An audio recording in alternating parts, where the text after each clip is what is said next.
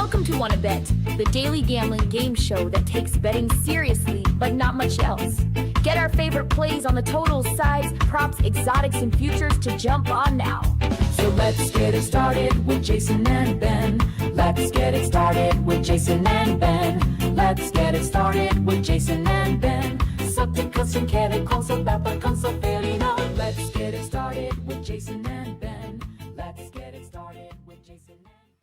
Yo, what's going on, everybody? Happy weekend. Thank you for watching us instead of the FIFA shite show going on right now and this World Cup draw that looks like it's going to be, looks like it's going to be a joke. New format this time around. Very interested to digest this. Bad for the U.S.? The new format? No, it's good for the U.S. I mean, it's more teams get in and is it bad for the U.S. and to more draw? teams go through.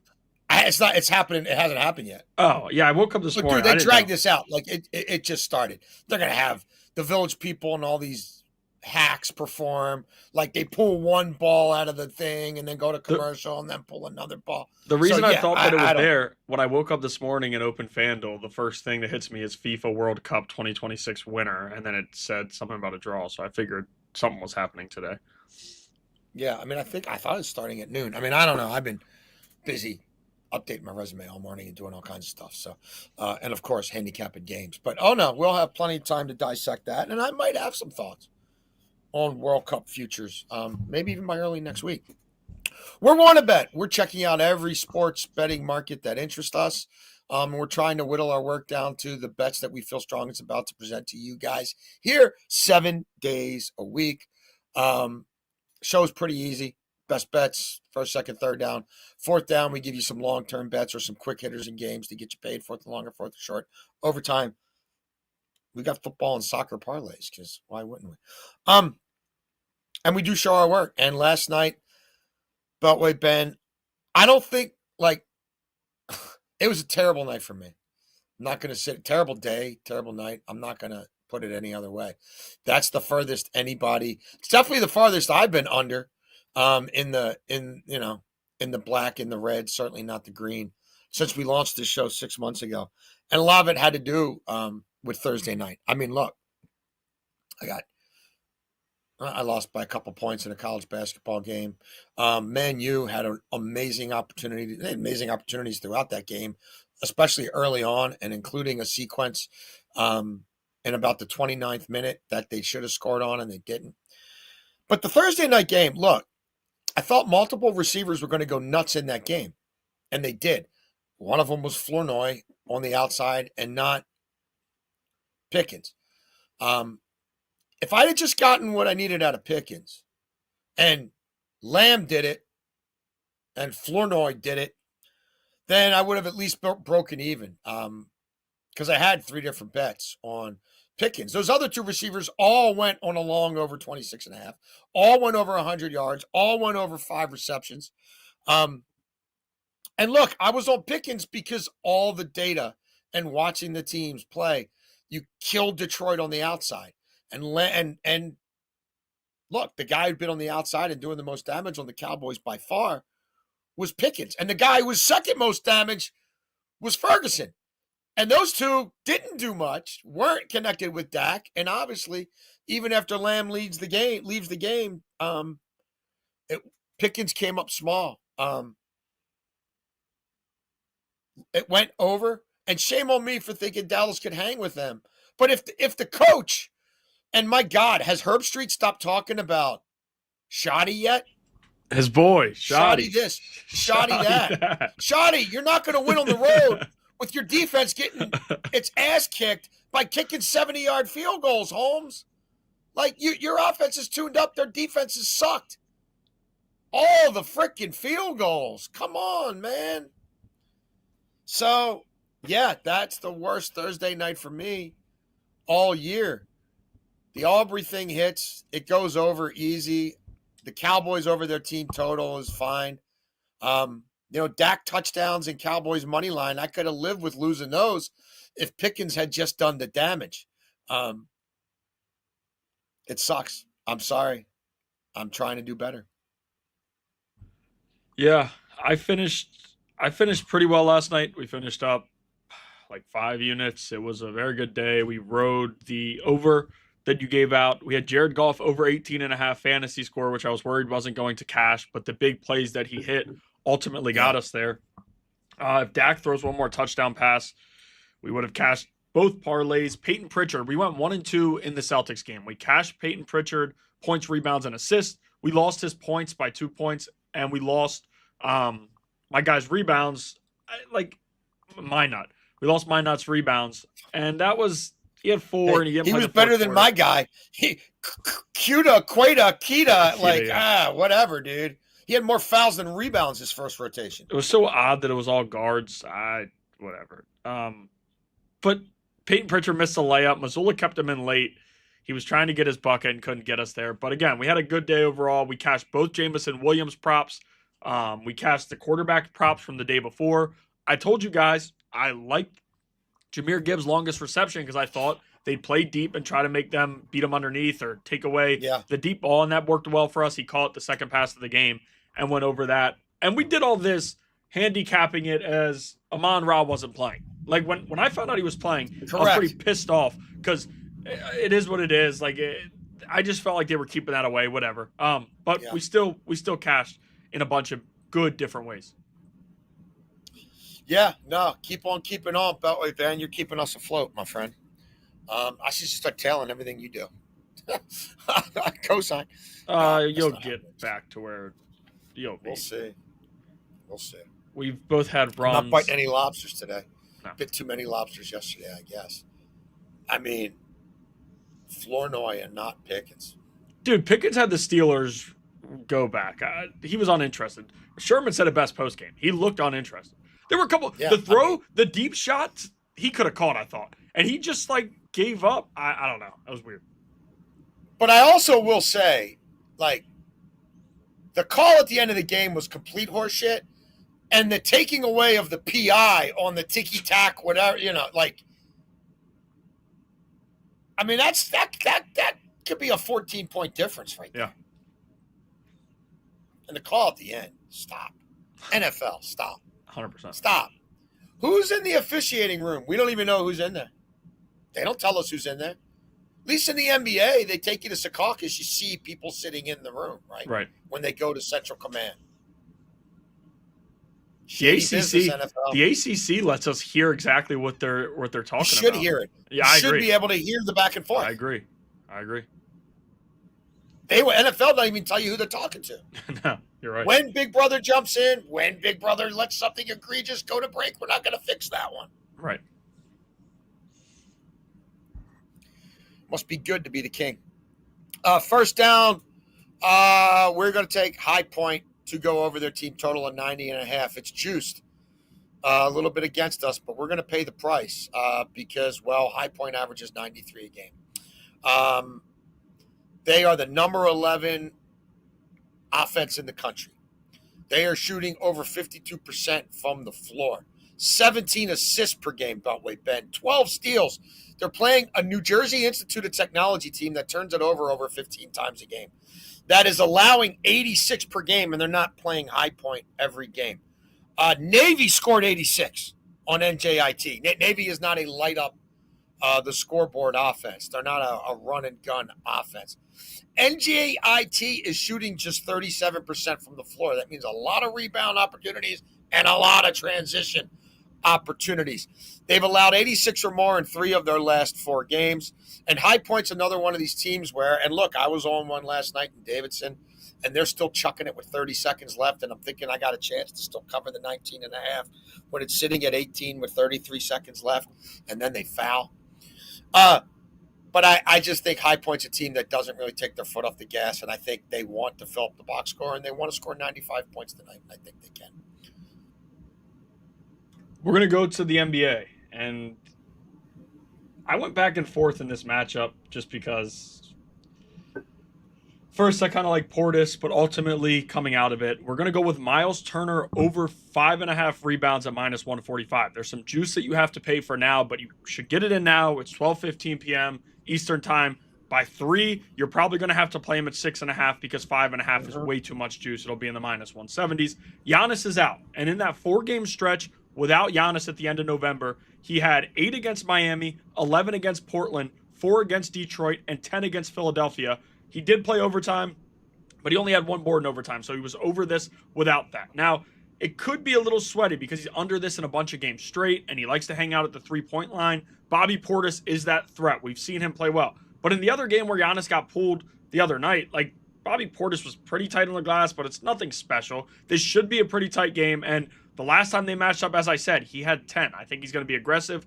The approach to this game is different when you know Giannis isn't playing versus Giannis leaving in the second quarter and kind of having to adjust things on the roll and all those good things. So I do like Miles Turner in this spot in a game that we just saw him clear without Giannis. It's another good matchup for him. And I think like there are going to be a lot of shot opportunities for Philly, and that's how they've kind of played fast. It's hard to find a lot of props in this game right now because Philly's injury report every single night who knows? is questionable. You never really know, but you can still find some Bucks guys, and I do like Miles Turner to clear 5.5 at minus 145 as he did the last time they faced off with no Giannis. Excellent. Second down, we've got early kickoffs in the Bundesliga. Die Bundesliga! And the Prem tomorrow. Ben and I are going to be on early. We don't know exactly how early. And I want to get on these games that I really like now. We are going back to our guy, BDN. He hasn't cashed for us yet. But he's going to. I will just do one. Are you saying that he's... Who is BDN? Do you think he could be on? He hasn't cashed a bet. Don't say it. Don't even say it. Because if you say it, you're gonna mush it. No, so don't even I don't say think it. that's I know true. what you're thinking. I haven't brought it up in a while, and that we haven't been great. So I think this might be the time to bring it up. Is he on the road? Is he on the? Even though he hasn't cashed yet, do you see him on? He just pulled onto the road. I mean, I'd love there to be a day where I've got a custom BDN jersey that I'm wearing on Premiership. Well, who knows how long he's going to stay at Newcastle. On match days, and it's a BDN custom jersey with dollar signs and expletives on the back. But I'd wear that. Let's walk before we run, Ben. Let's walk before we run. So, Apple Bottoms and Spotifyers, here's what we're doing if you can't read the bottom of the screen. We are going to take Newcastle on the money line against Burnley, who we love fading. We're going to take Newcastle to score at least 2 goals in this match, and we're going to take BDN. Big Dong Nick Voldenmader to score against the lowly Burnley side on Saturday at St. James Park, where Newcastle's been doing damage. Those 3 outcomes get you plus 110. I wish it was more, but Burnley sucks. Burnley is 1-0-6 on the road. They are a minus 11 in goal differential. On the road, second worst in the Prem. They have not kept a clean sheet on the road yet, and they're not doing it tomorrow. They've also allowed 21 goals on the road. That is most in the Prem. They've allowed at least 2 goals every game they played in the Prem on the road. Newcastle scored 2 or more, 4 straight at home. They've won 3 of those matches and drawn 1. They did blow it late to Tottenham, to Spurs, and had that late lead and blew the lead and settled for a 2-2 draw. They don't drop a lot of points at home. I don't think they're going to do it again here. As for BDN, we gave you guys all the expected goal numbers. He's 97th percentile in expected goals per match in the Premiership. He's 97th percentile in expected goals per I'm sorry.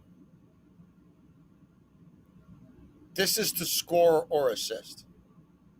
It's to score or assist. I'm like, wait a minute, these numbers don't look great. And you know what? Let me just double check it now.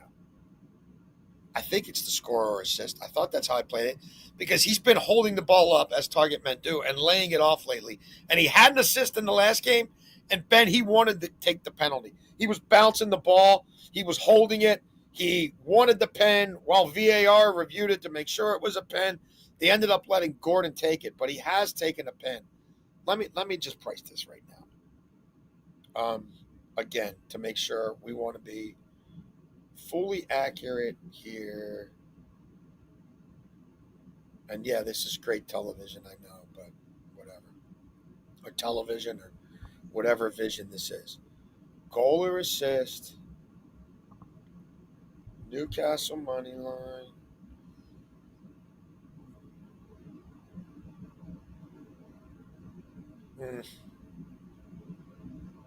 No.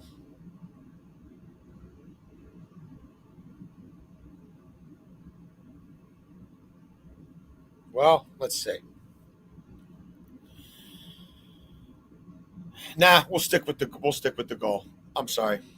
We'll go back. Yeah, so it's take the goal or assist out. It'd be minus 134 with a goal or assist.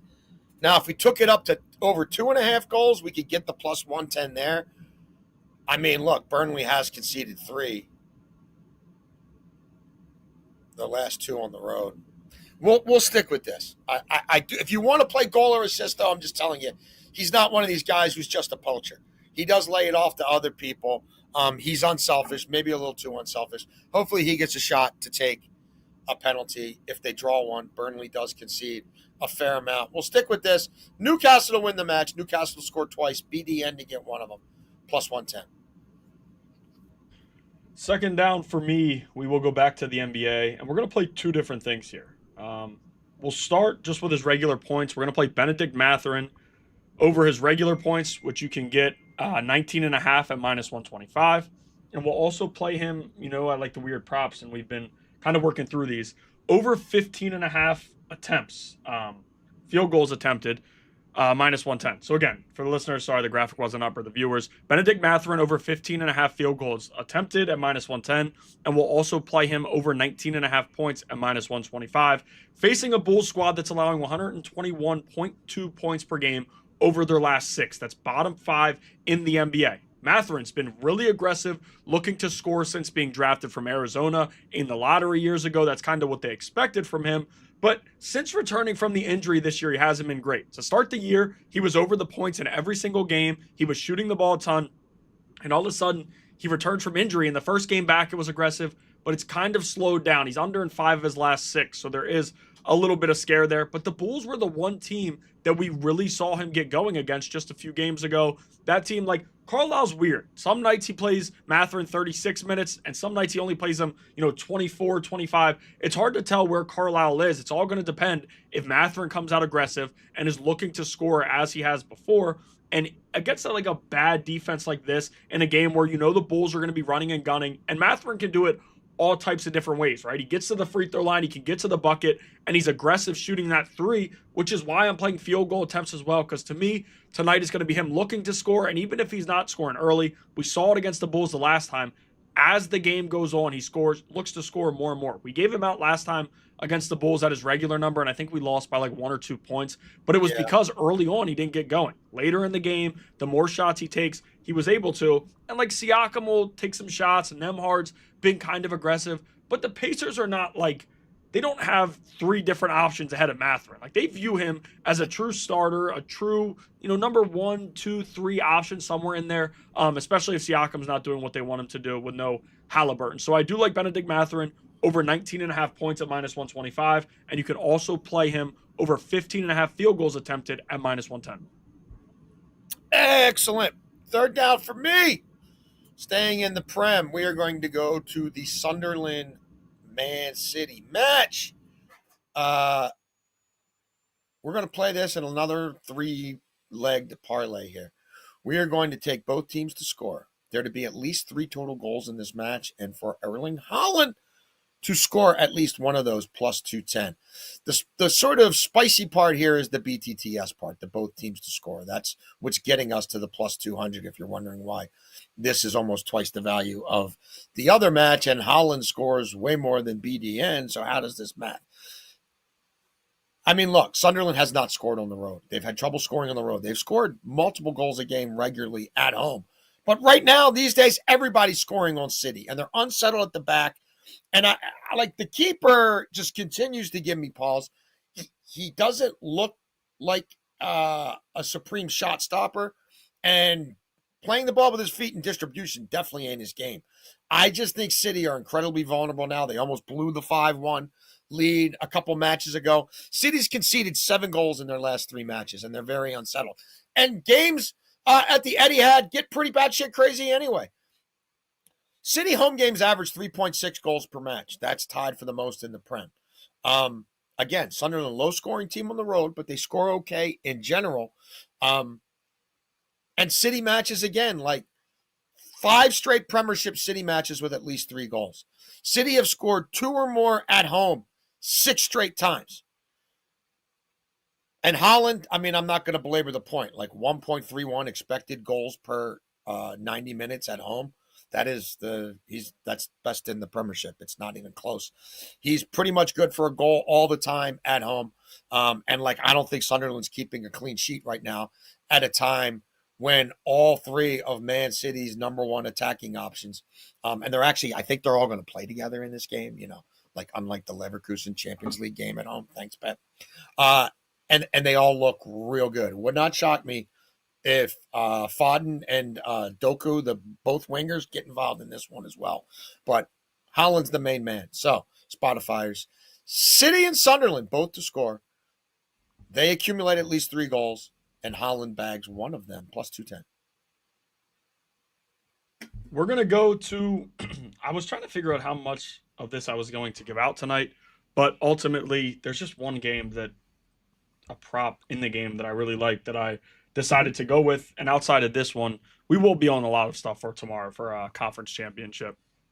But again, just today, there's only one play that I really like. Tulane over 179.5 team rushing yards at minus 114. This is the big time American championship. A lot of controversy over who should be in compared to who got in and all of those good things. But with that being said, Tulane's rushing offense has not been amazing this year, right? Resclaff leads them with 47 rushing yards per game. You don't love to hear that. I mean, you do like when a quarterback adds in the running area, and that always helps you in these areas because when quarterbacks take sacks in college, you're in trouble. But for this one, I feel fine with it given the matchup. You're facing a North Texas team whose offense is as high-powered as it gets, right? Mestamaker is one of the best quarterbacks, or probably the yardage-wise the best quarterbacks in the country because he's throwing for so many every game, and their offense has just been pushing the ball down the field, playing fast, a lot of throws, and they're just trying to run it up on teams. Now, Tulane's approach to this game has got to be to do whatever you can to slow it down and have some success on the ground. Now, outside of Resclaff, like, Javen Gordon has been fine, 8 to 10 carries per game. It's gone down as the year has gone on. But they found something with the running back, the freshman, Jamari McClure, who has really taken off, right? He's got 60-plus rushing yards in 3 straight weeks. And in college football, a lot of times we see some of these coaches slowly work the freshmen in, and in these big-time spots, really rely on them, let them get some confidence heading into next year, especially with the transfer portal being a thing now, wanting to retain guys, especially when you see some promise in a guy like McClure, like I said, who's, 100-plus rushing yards in one of those 3 games. He's been really damn good. And I saw his regular number was 69.5 tonight. I would play that as well. We don't have college props here in Maryland. We got him in D.C., but not Maryland. I would take his over rushing because I think that's the guy they're going to let eat, the true freshman. Now, let's look at what North Texas has done against the run. As good as they've been running the score up on teams, they've really struggled with the run defense. They've played 9 straight. In 9 straight, they've allowed over this in 8. And in 8 of those games, they were facing off against conference opponents. So let's look. 172 against Temple. Temple loses by 27. 296 against Rice. Rice loses by 32. 190 against UAB, and that was in a 29-point loss for UAB. 311 against Navy. Navy loses by 14. 104 for Charlotte. 34-point loss. Charlotte has no rushing game. 214 for UTSA. They lost by 38. 306 for USF. That was the one big win that USF had against them. 204 for South Alabama in a 14-point loss. And 387 for Army in a 7-point loss. Now, you could tell me the Rice offense, the Army offense, the Navy offense, they're able to do those things because it's that weird run style, the ugly offense. That's how they play. But other teams are doing it. Temple was able to do it. We saw UAB do it. USF, which is probably the closest type of matchup because I don't think tonight is going to be a blowout. I think, quite honestly, the 2.5-point spread should tell you enough. When North Texas is running all of these teams off the field and still just a 2.5-point spread, that should tell you something about Tulane. They got a fine defense. They're playing pretty good football. And Resclaff was good in the Big 12 last year with BYU, so we should be able to keep them in this matchup.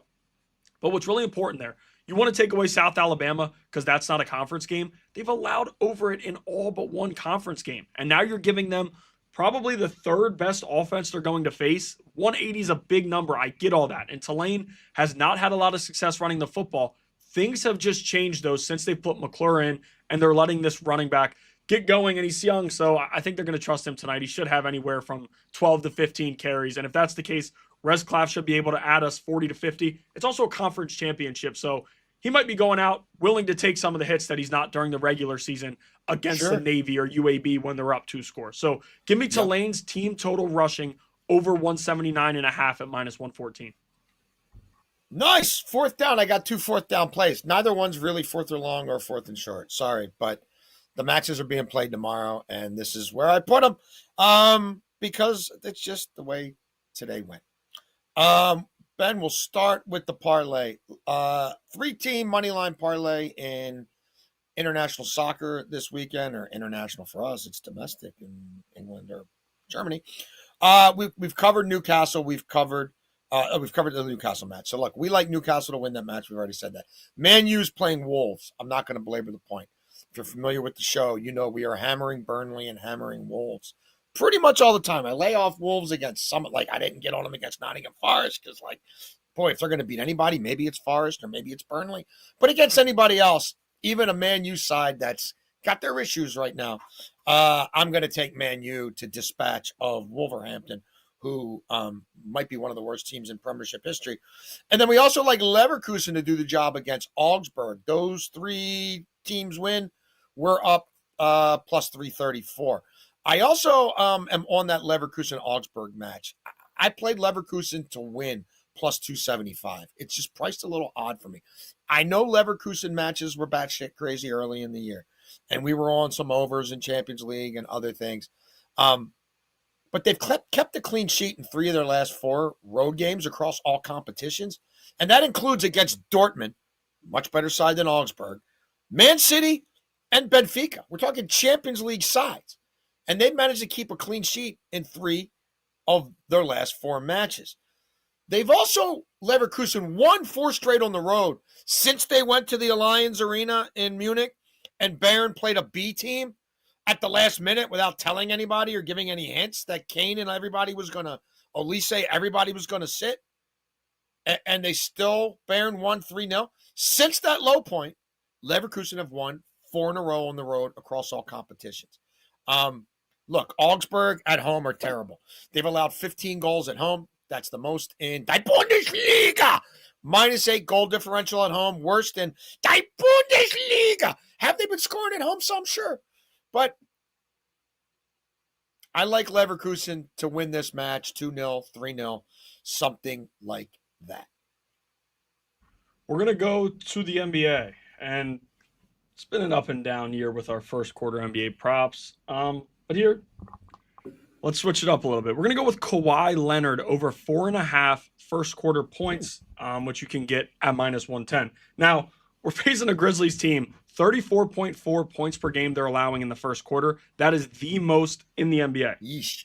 Start off ugly, and they play from behind, and then they kind of build back and go on some runs to get themselves in games when they're able to, but they've struggled even with that. Now, Kawhi has not been great scoring the basketball early on. When you look at the last 5 games, what he's done, he's only over this once, right? He's got 2, 0, 4, 10, and 3. That 10 points was against the Grizzlies team. As I said, they're really struggling in these first quarters, and Kawhi is a vet. He's taking some time to get going. I get all that. He's been banged up. He's trying to find a shot, and this team's been awful. I mean, the Clippers have been one of the biggest jokes in the NBA this year, and you can add the Chris Paul saga getting released at 3:30 a.m., which I was awake for. I remember seeing it 2 or 3 nights ago. Like, what is going on? Man. The way that they treat some of their vets is unbelievable. And also, Ty Lue is a pure joke. We don't have to worry about Ty Lue here, though, because he's not going to put the bench guys in that early. He usually waits till the third quarter. If he thinks his team has no chance, he likes to quit on those guys there. But I think this will be 7 to 8 minutes for Kawhi, and I think he gives us 3 buckets, 6 points. Maybe he could only give us 2, but with that, he could get to the free throw line. He could knock down a 3 and get a layup. There's a lot of different ways he could get us to 5. And even with his struggles early on, and he still had success scoring the basketball, just as some of these other vets do, it takes him a little bit longer into the game to get going. He waits till they get down a little bit. He's not going to do that against the Grizzlies, whose defense is just not very good at all. It hasn't been good in the first quarter. And tonight, I think Kawhi goes off early.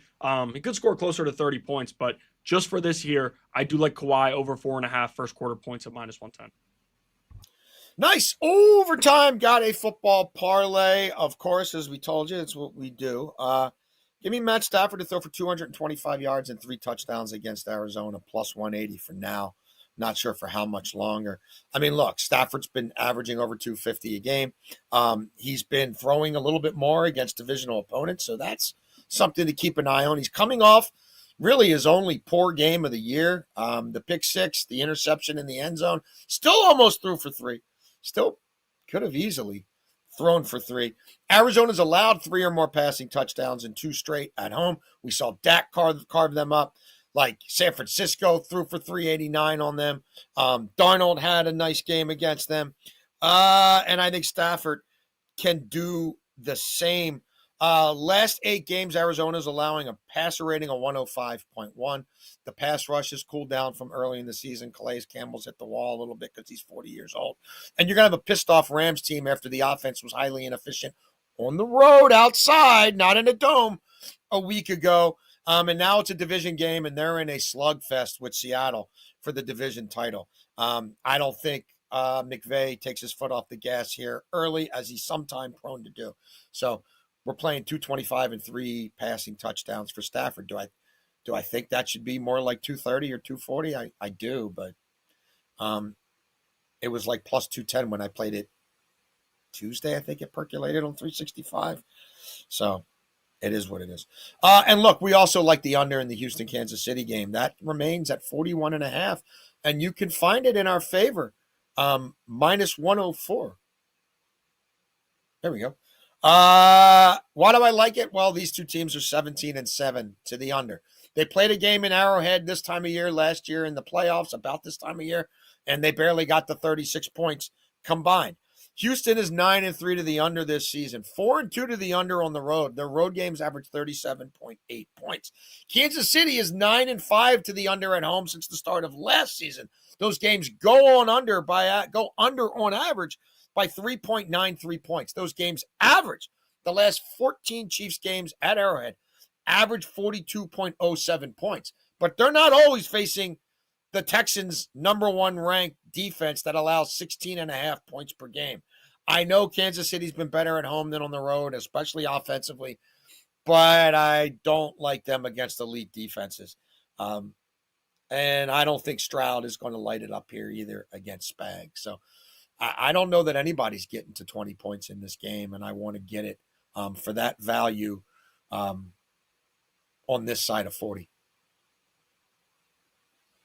Yeah, we're going to go to the Ravens game. I just kind of showed you guys where we're going. No, it's a nice tease. Wrong button. But yeah, we're going to go with Derrick Henry. 100-plus rushing yards, anytime touchdown, plus 261. Wow. Late How about Thursday, that number? Man, oh, man. Plus, Late, you can still get plus 261 on that. Dude, his 100-plus rushing is 190. I'm like, plus 190. This time last year, like 100-plus rushing yards would have been like -2 something, and the anytime touchdown would have been like minus 275. Yeah. No, I'm right there with you. Did I get frustrated on Thursday night? Absolutely. I don't understand the thought process behind it. Monken did what he did, but we're going with Henry 100-plus and anytime touchdown. You can get a plus 261 right now. I'm buying into the fact that the Steelers' run defense is as bad as we've seen it maybe ever. I mean, it's a 55.9% success rate against the run since week 5. It's bottom 6 in the NFL. They're bottom 6 in EPA against the run. I don't know what's going to change without Derek Harmon. Like, that was a big thing on Thursday night, looking at how the Ravens handled that game and Todd Monken not giving the ball to Derrick Henry as much as I thought he should have, even though Harbs kind of pushed back on that, whatever. Derrick Henry needs to get the football more, and you can't really move away from that. And now Justice Hill's out. Do they want Keaton Mitchell on the field enough when they already had him as a healthy scratch for the first 5 weeks of the season? Like, that should tell you what they think about him. I think he's explosive, but they don't love having him on the field. Derrick Henry should be able to dominate this game. James Cook just did it, and we heard TJ Watt. Yeah. I've never seen a team run the same play over and over and over again and be able to do that. Now, James Cook and Derrick Henry, 2 completely different run styles, and the way that some of those runs were going, it's not Derrick Henry's strong suit. It's not power. It's not stiff arm. It was more of quickness and those types of things. The Steelers suck against everybody against the run, to be quite honest with you. And Harmon taking him out and having those practice squad guys in there trying to figure out what they're doing inside and the struggles. They also get worn down through the game. And that's one area that Derrick Henry's been great through his career. And another reason that I'm pushing for more carries for him right now, because Derrick Henry has been able to get going in the third and fourth quarter of games when defenses are finally sick and tired of trying to drag his ass down because he's so much bigger than them and he's so much more physical than any other running back. The Ravens just really haven't dove into that this year. I would expect in this matchup, Todd Monken to say, listen, I've done everything I can. I'm trying to figure out what's going on with this offense. Maybe we'll just let, the big dog that we're paying all this money eat and see where that gets us. This is also a game where the Ravens can be playing from ahead, trying to run some clock. And in those spots where the Steelers kind of blitz the line, load up the box, one long run can change everything here. I do think he punches one in like he did last year against the Steelers. We saw some of those bigger runs in both games. Give me Derrick Henry 100-plus rushing yards and anytime touchdown, plus 261. Talk me and Meaty into it. I don't know that I'm going to have much on my own in this game. I haven't made any plays on this game yet. I'm looking at some Gainwell receiving. But, yeah, they've got to just kick it old school. Yeah. And he is going to be good for at least one explosive against them. Has to. And then if you get the volume otherwise. Right. And they've tried Lamar bootlegs lately inside the 10, and he's been knocked out of bounds. And he's already right. missed a practice. Get him hurt. Yeah. Right. He's on the injury report 20 different ways. So, if that also, hold lawyer. me to this. Hold me to this.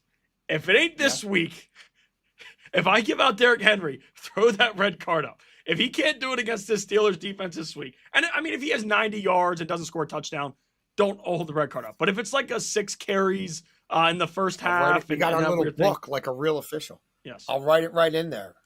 Beltway Ben. Todd Monken illegal won't use dive of the into Derrick Henry of the Derrick Henry play. Yeah. He did, although he did still cash for us on Thanksgiving with the longest rush. That was a good cash, so he didn't fully screw us there, but didn't get the ball much after that. Shame on me for trusting Dak Prescott and George Pickens, man. Shame on As soon as the Cowboys were telling you they were real, they showed what they really are. And I always fade those pukes. All right. Well, that is our show. Show everybody how much I suck, Beltway Ben, and how great you're doing. If you don't mind. It's true. There we go. Beltway Ben, keeping us afloat.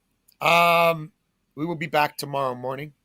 We will be back at 11 on Sunday, and probably early Monday, because that's just the way our schedule works. You guys have any thoughts, comments, ideas? You want an email read on the show? Hit us up. wannabetwithus@gmail.com. You have a company, a corporation that wants to do business with us. We're all ears. Maybe you import, export lobsters. Yeah. Maybe you are in the lucrative business of busted crab mallet manufacturing. Yeah. Do you make bibs? Partner with WannaBet. Or if there's something else you want to jump in, yeah. bring a new idea to the table. You CEO of PetSmart? Nobody loves pets more than us. True. Come on down. Second Down, sponsored by PetSmart. Why not? Why not? Who would stand in the middle of that? No. Would George Pickens mook that up? Probably. Probably. Would George would. Pickens mook that up? He'd mook that up. He'd be like Aguilar and drop the baby. All right. We got to get out of here. We appreciate you guys tuning in. I'm interested to see this Fakaka World Cup draw that I'm sure will be rigged for the U.S. And we will have more plays for you guys tomorrow. You want to bet, we want to bet. Thank you for betting with us.